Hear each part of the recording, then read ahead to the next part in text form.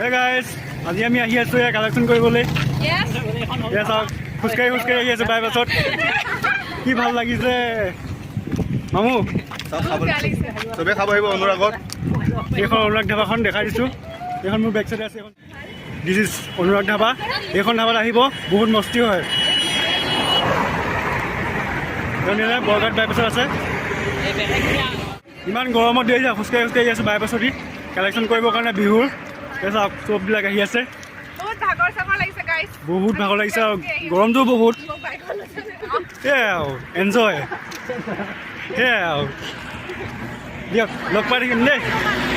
Programme চাবলৈ আহিব, বিহু খাবলৈ আহিব লগতে।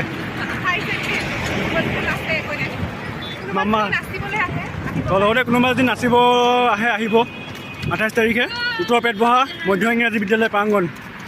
Bye bye. এতিয়া আমি যাব ওলাইছোঁ